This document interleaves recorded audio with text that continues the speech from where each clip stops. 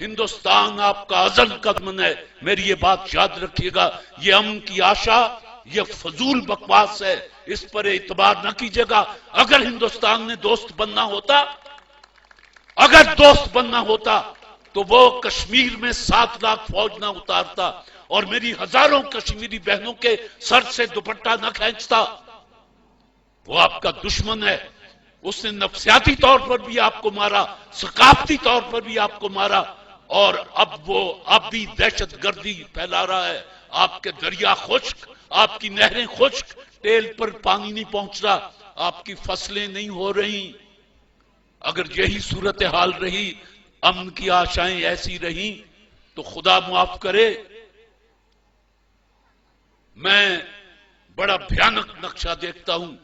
ہمیں کوئی genius leader نہیں ملا۔ آج لوگ 2 سڑکیں بنا کے، 4 پل بنا کے، 2 تالاب بنا کے، اور بڑے فخر سے اخبارات میں تصویریں چھپواتے ہیں اور بڑے بڑے بیانات دیتے ہیں۔ میں آپ سے گواہی سے پوچھتا ہوں کہ میرے رسول صلی اللہ علیہ وآلہ وسلم نے مدینہ میں، مکہ میں کتنے پل بنائے تھے، کتنی سڑکیں بنائی تھی؟ کوئی پل نہیں بنایا، کوئی سڑک نہیں بنائی۔ کیا بنایا؟ قوم بنائی۔ جب قوم بن جاتی ہے، پل خود بن جاتے ہیں، سڑکیں خود بن جاتی ہیں۔ آپ کو پتا ہے کہ اب ایک سازش کے تحت پاکستان کی اسمبلی کا الیکشن کروڑوں روپے کا بنا دیا گیا ہے۔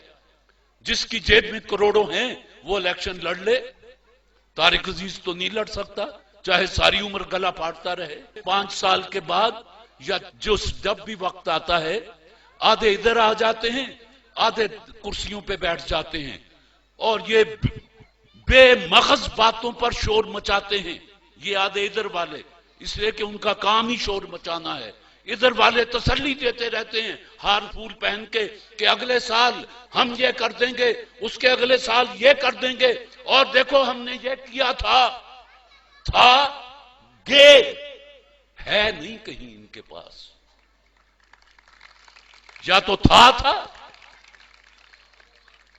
اور ان کی اپنی طرز زندگی۔ ہائے، آج عطا اللہ شاہ بخاری یاد آتا ہے، اس کو جب کہا گیا کہ مسلم لیگ میں آ، اس نے ایک بات کہی، اور درویش کی بات کتنی سچی تھی۔ اس نے کہا جو لوگ اپنی یہ 2.5 من کی لاش پر اسلام نافذ نہیں کر سکتے، وہ یہ 15 کروڑ انسانوں پر اسلام نافذ کریں گے۔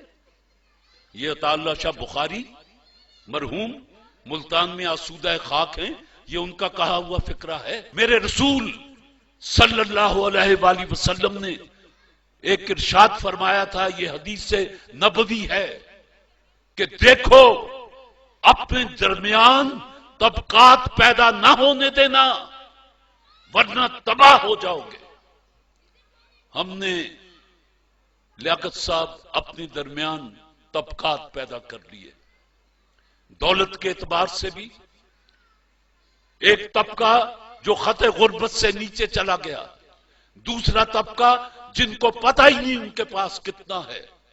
طبقات، تعلیمی نظام 4-4، 5-5، اس 7,96,095 مربع کلومیٹر جس کو پاکستان کہیں، یہاں 5-5 نظام تعلیم چلے، قوم کیسے بنتی؟ وہ یگانگت کیسے آتی؟ وہ یکجہتی کیسے پیدا ہوتی؟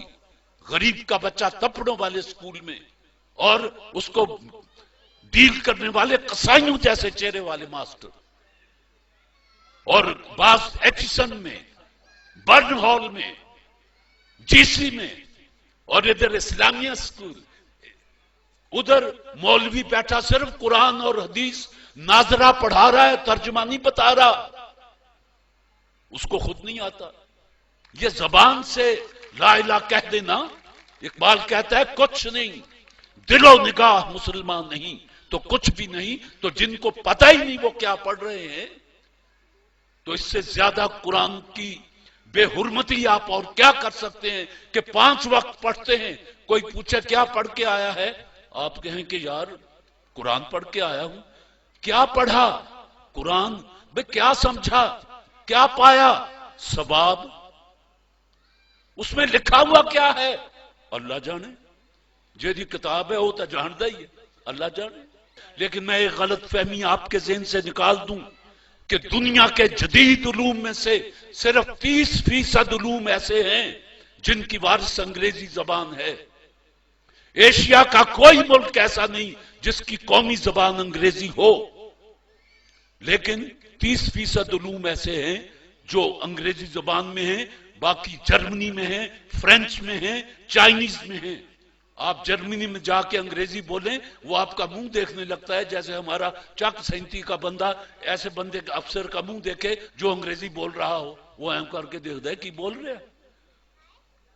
پتہ چلا کہ ابتدائی تعلیم بچے کو اس کی مادری زبان میں دی جانی چاہیے. یہ یو این او کا تھیسس ہے، میرا نہیں. علم مومن کی گم شدہ میراث ہے.